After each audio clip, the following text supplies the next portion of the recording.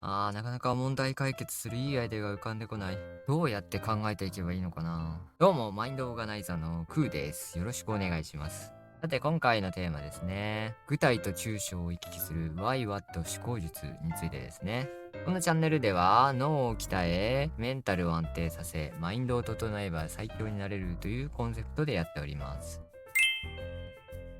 突然ですが、あなたにはこんな悩みがないでしょうか。何かの問題を解決する際、なかなかいい案が浮かんでこない。何かを決断する際、考えがまとまらず、なかなか決められない。今回の動画でこういう悩みに対応できるんじゃないかなっていう感じですね。私も結構優柔不断で、悩みに対して、ああでもない、こうでもないとかよく考えて、すごいなんか時間を浪費しちゃうみたいな、そういうのがよくあるんですけど、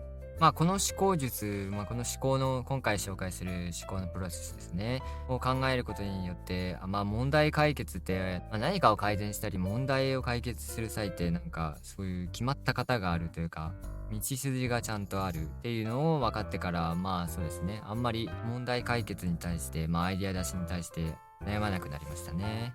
いろんなアイディアを出すとき、問題解決に向けた物事をよりよく改善していくアイデアを出すのに、今回の思考術は大いに役立つと思うので、ぜひとも最後までご覧ください。もしこの動画が面白かったら、ぜひともいいねとチャンネル登録をお願いします。それでは行きましょう。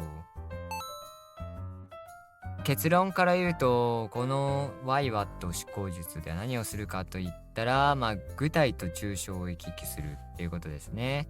具体と抽象って何ぞやっていう感じですけど、よく頭のいい人の特徴の一つとして挙げられることが多いですね。具体的に考えるのと、抽象的に考えるのを、二つの脳の処理を行ったり来たりできるって感じですね。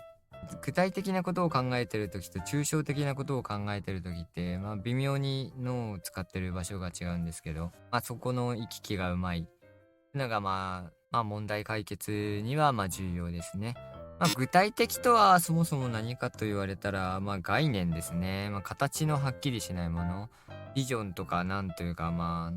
物事の大枠とか、全体像とか、方向性とかですね。はっきりこれだってピンポイントでは言えないんですけど、よく言われる抽象的の定義は、具体的ではなくて、その具体的なものから集めた共通点をひとまとめにしたものが抽象と言われてますね。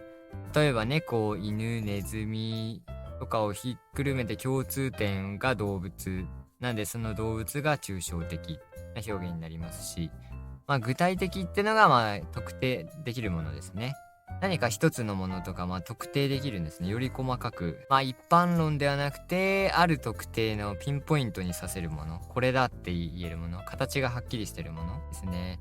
定量的なものとも言えるかもしれないですね。抽象的なのが定性的で、具体的なものが定量的ですね。前もこの定量とか定性みたいな考え方、あらゆる思考術の方法論でよく出てくるワードなんですけど、定性的っていうのは人によって解釈とか受け取り方が異なるものですね。例えばかっこいいとかかわいいとか美味しいとか、人によって違うじゃないですか。嬉しい楽しいとか、そういう曖昧なもの、人によって変化するもの、何を綺麗だと感じて感動するのかも人によって違うし、そういうのが定性的ですね。定量的ってのは一言で言ったら数で数えられるものですね。売上何パーセントとか、リピート率何パーセントとか、そういうのですね。わかりやすいのが数字で表せれるもの。具体的、より具体的なものですね。が定量的。誰が見ても同じ基準っていうか、同じ見方になるものが定量的ですね。抽象的ってのは一般論みたいな感じですね。なんか幅広く言うのが抽象的。何か問題解決するとき、この大枠を捉えて、で細かいところに向かっていくのも大事だし、細かいのを見ながら、その細かいところが行く方向性というか目的みたいな大枠のところも考えなきゃ、どっちも考えなきゃいけなくて、そう。そもそもなぜこの思考法をするかと言われたら、具体的に考えるメリットと抽象的に考えるメリット、デメリット、メリットデメリットそれぞれあるんですよね。抽象的なことばかり見ちゃうと、具体的な行動に移せなくなる。よく言われる、新年に立てた目標が達成しづらいみたいなのも、このふわっとした抽象的な概念だけ決めて、痩せるぞみたいなね、どれくらい痩せるみたいな決めてなくて、人によって変わるみたいな曖昧な抽象的な目標にして、具体的な行動を書いてないことで、その行動に移せない、具体的な行動に移せないから、いつまで経っても考えてるだけみたいなね。で、叶わないみたいなっちゃうんで、それが抽象的なことしか考えないことのデメリットですね。行動に移せなくなるですね。だったら具体的なことを考え続ければいいんじゃないかと思うかもしれないですけど、具体的なことばかり、目先のことばかり考えてたら、方向性とか見失っちゃったりしがちなんですよね。ある目的にたどり着くためにやってる方法だったにもかかわらず、その方法を取ることが目的になっちゃうみたいなね。例えば志望校に合格する長時間勉強が必要みたいな、勉強量が必要だから、長時間勉強する方法を選んでるのに、いつの間にかその決めた時間、長時間勉強するのが大事みたいになっちゃうみたいな、方法が目的になっちゃうみたいなねになりやすいですね。つまり迷子になりやすいですね。目的地はゴールとか山のてっぺんとか方向性ですね。ここにたどり着くぞみたいな目的みたいな感じで、そうそれを追っていく手順が具体的みたいな。ここ数メートル行ったら右に曲がるみたいな。で、この川沿いを登っていくみたいなね。そのルートの目印をたどっていくのが具体的で、その抽象的というか目的大枠が分かんなかったら、あれどこに進んでんだろうみたいな。こっちでいいのかなみたいな。いいか、進んじゃおう。あれそもそも俺何しに来たんだっけみたいなね、なっちゃうっていうか、具体的なことだけを考えるデメリットってそういうことですよね。迷子になっちゃうってことですね。ごちゃごちゃ言いましたが。なんでどっちも大事みたいな、どっちもメリットデメリットあるので、どっちも掛け合わせてみたいなね。うまく組み合わせて、ちゃんと目的地まで行けるようにするって感じですね。抽象的ってのは木で例えたら木そのもの全体像みたいな感じで、具体的で言ったら幹とか根っことか枝葉一本ずつみたいな、なってる木の実一個ずつみたいな、そういう部分が具体的、これだってさせるものかな、イメージとしては。でちょっと前置き長くなっちゃったんですけど、 Y と What を考えるってどういうことかって言われたら、Y を考えるとより抽象的なものに近づき、What なことを考えるとより具体的なものに近づくって言われてるんですね。Y ってのはなぜか理由とか、目的ですね。とかを考えるのが Y。なぜそれをするのだろうみたいなね。動機とか理由とか目的ですね。で、目的を考えるっていうのが抽象的な部分なので、Y のことを考えていくと、抽象的なものを考えることになるんですね。で、What は、より何がの部分はピンポイント、何があって特定できるじゃないですか。よりピンポイントにさせるみたいな、特定のものをさせる、つまり具体的なものをさせるようになるんで、What の疑問に答えていくと、より具体的なものが出てきやすいっていうのがありますね。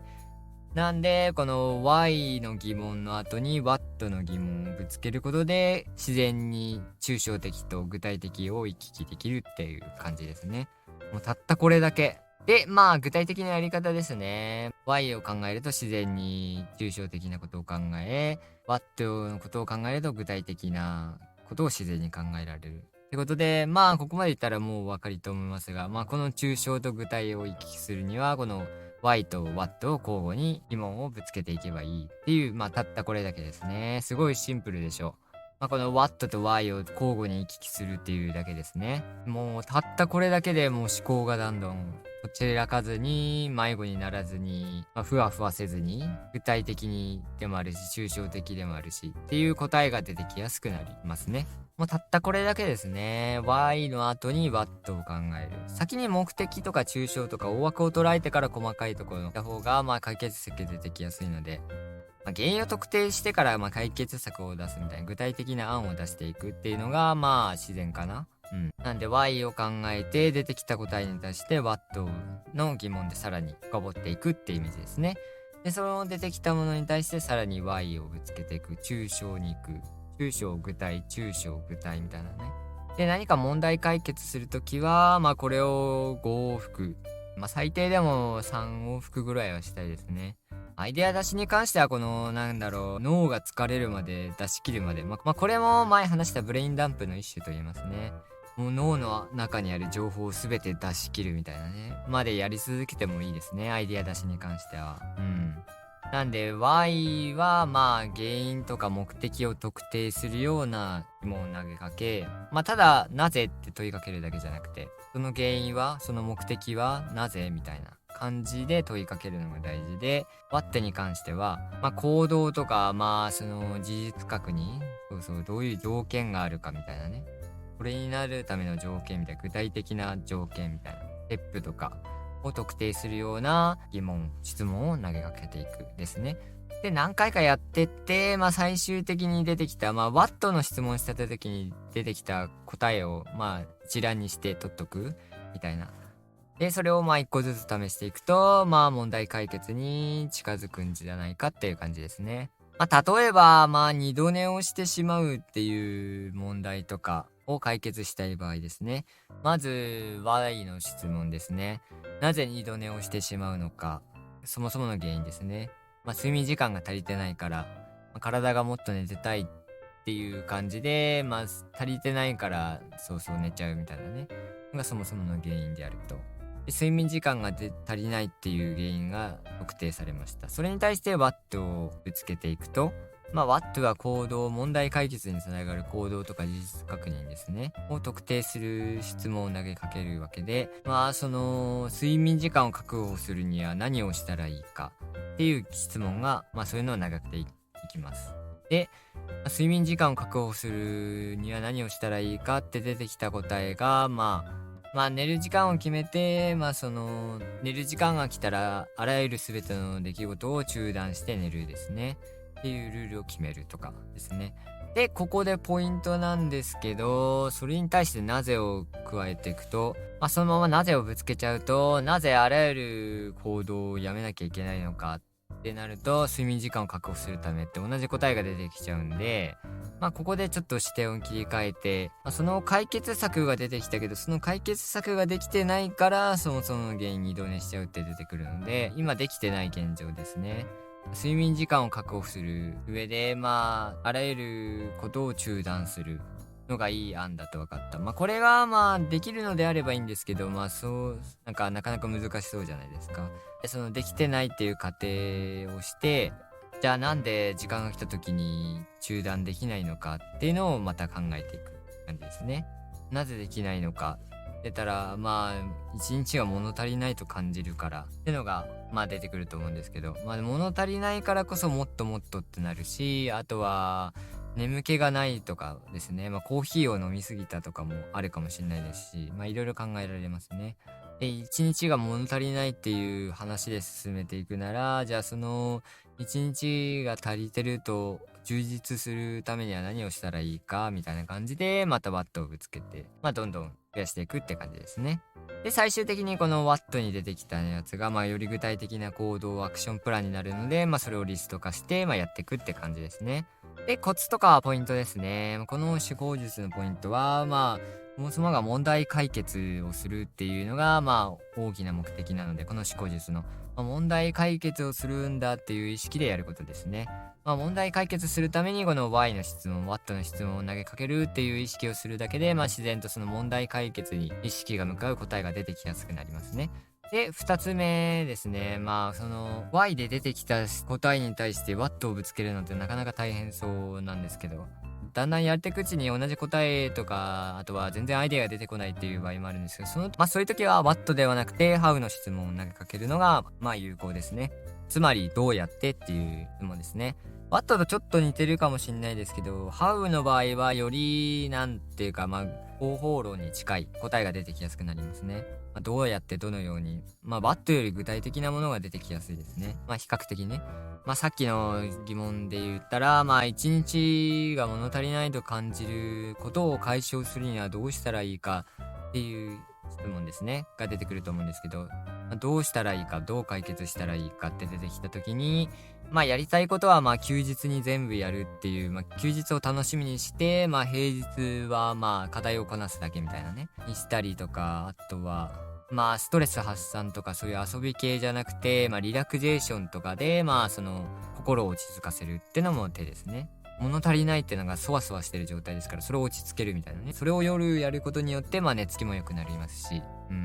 一石二鳥かもしれないですね。まあリラクゼーションするっていう案が出てきますよね。平日はまあ物足りないのをまあ抑えるでもないですけど、それをまあ原動力にして、まあ休日へのモチベーションにするとかもありですよね。まあ、そうやってちょっとずつ案を出していくってのが、まあ、ポイントになりますね。で、ポイントの3つ目は、まあ、深く考えすぎないですね。スピーディーにどんどん出していくっていうのは大事ですね。とりあえずアイディアを出していく。で、まあ、深掘っていけば、まあ、いずれは具体的なアイディアもいっぱい出てくるはずだから、まあ、とりあえず1個にこだわんないですね。なぜ雨の日傘を差してるのに濡れるのかみたいな。なぜなぜって言って、って考えるんじゃなくて、シンプルに考えられる原因をまあいろいろ並べてみる。まあ傘がちっちゃいとか、あとは向けてる方向がそもそも下手くそとか、ちょっと高く持ちすぎてるとか、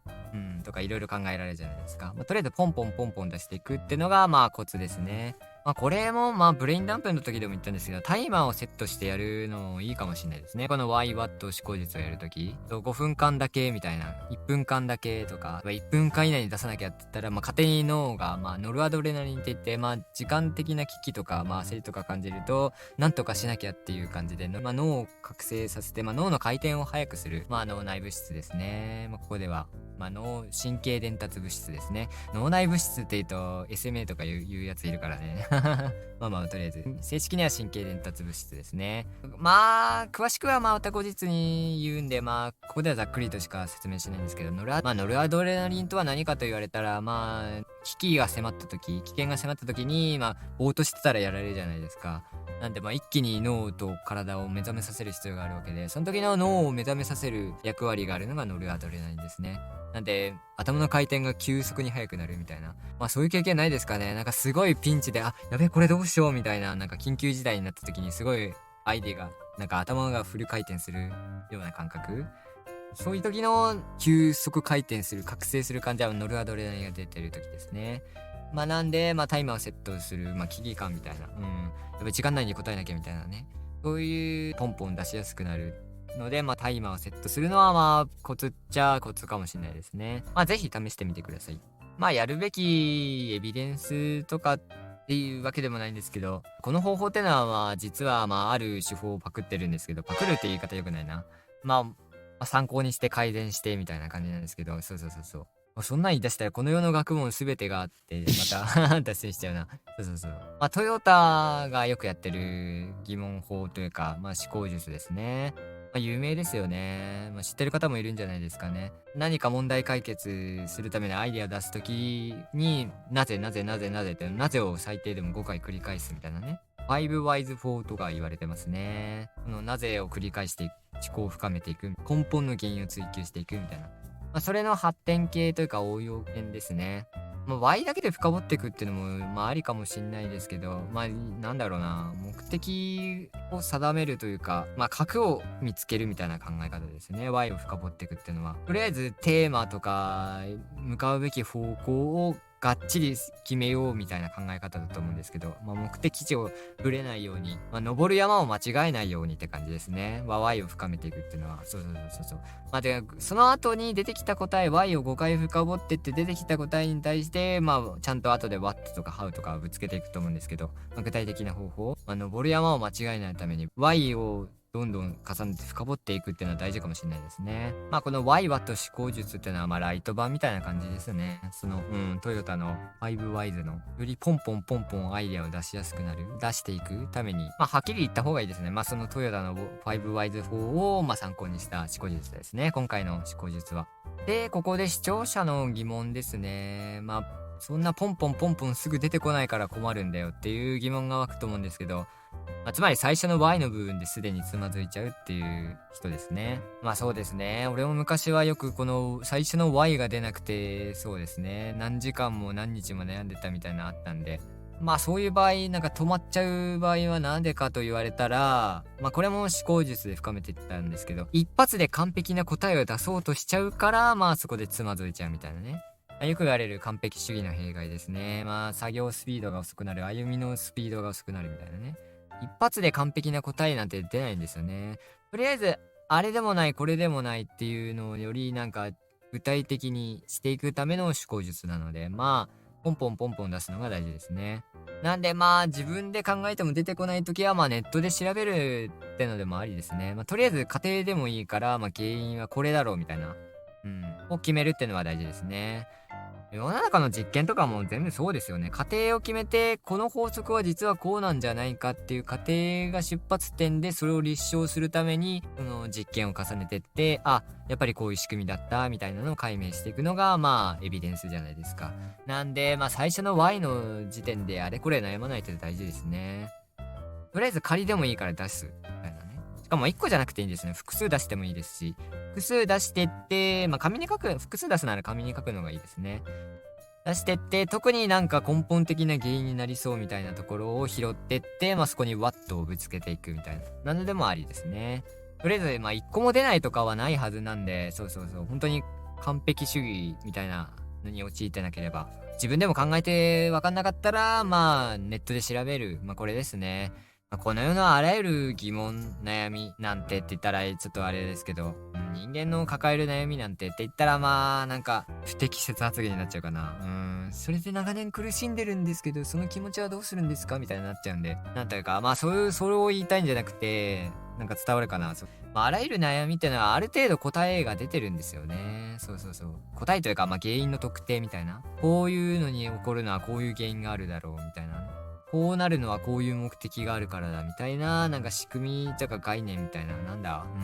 そうそう、あらゆる問題の原因みたいなね。あらゆる問題の原因とかっていうのは Y の部分ですね。まあ Y で出てくる部分ですね。ってのはまあ誰かしらがもうすでに研究してるのである程度は、まあそこを出発点にするのはありですね。まあまだ明かされてない神秘とか謎とかは除いてですね。まあ非科学的なことですね。UFO は存在するのかみたいな。でもそれってまあ今回の思考術じゃないじゃないですか。今回の思考術はあくまで問題解決とかアイディア出しのための思考術なんで。そうそうそう。そういう未知の発見とか、そのための、なんだろう、そういうのじゃないんだってね。言葉が出てこないな。まあまあまあ、そういうことですね。まあ伝われ。なんとかなれみたいな。まあまあ、とりあえず、はい。ちょっと脱線しましたが。